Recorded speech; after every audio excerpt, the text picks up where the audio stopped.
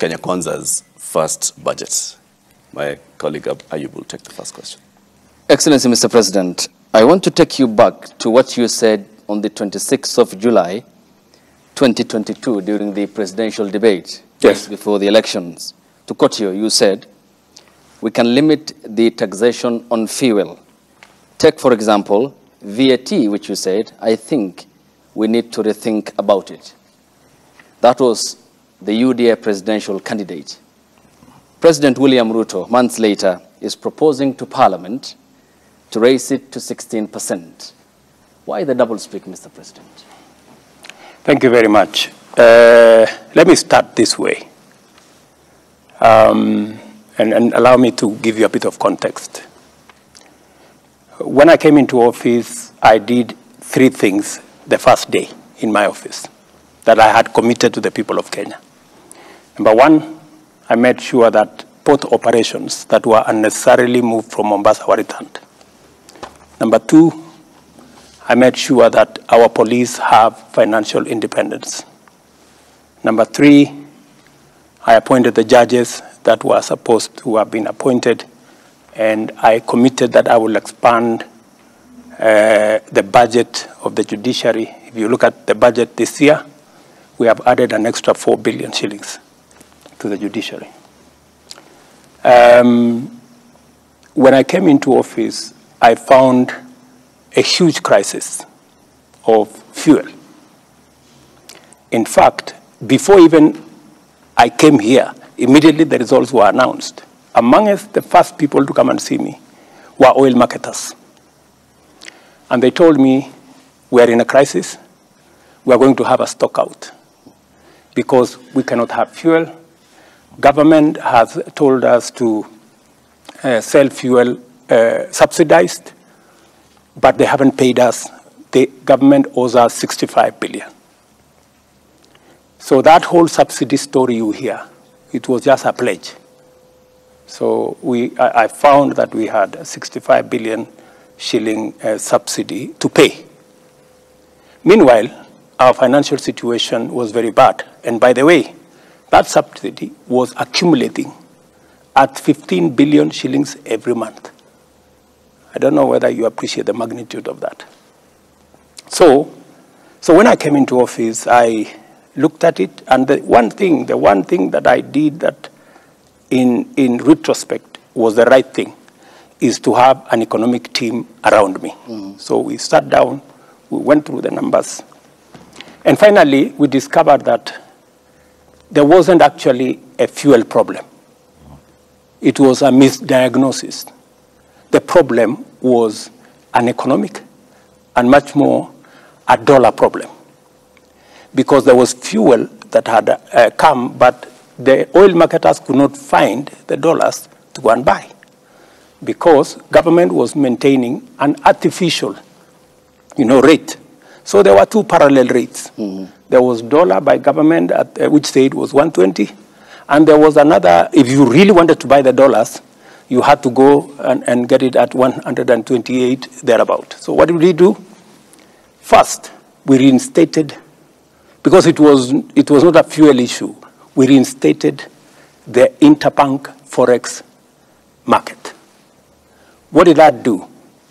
The spread that was between 12 and 15% has now shrunk to between 2 and 3 shillings, or difference.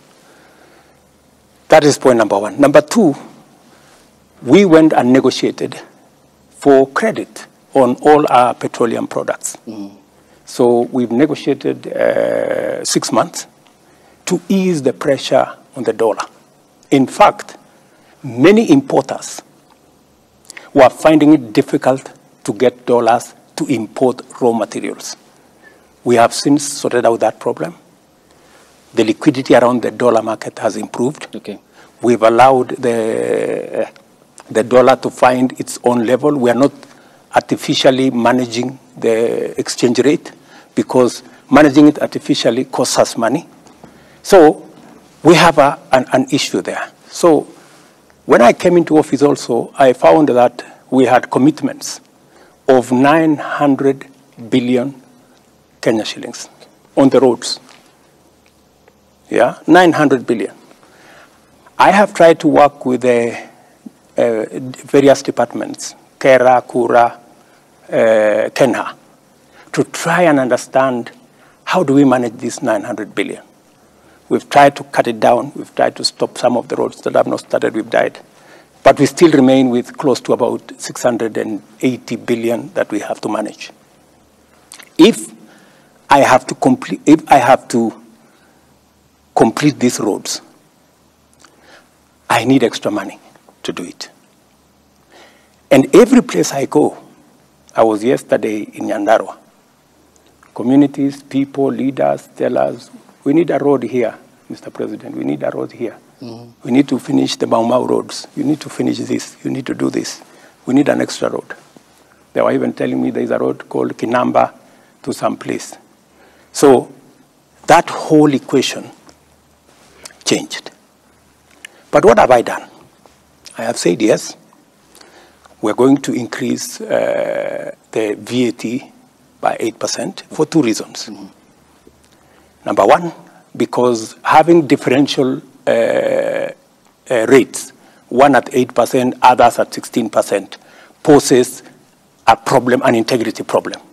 People use it as a loophole to manipulate numbers, VAT in, VAT out. So the advice that my economic team working with Treasury gave was we must eliminate this loophole that people are exploiting, number one.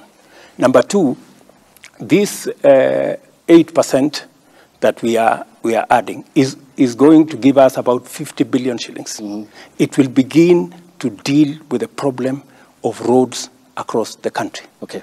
But what have I done to balance it out? Because I made a commitment that we need to relook, right? I have removed on the same fuel, as we add 8%, I have removed road 3.5% road development levy from fuel. I have removed 2% of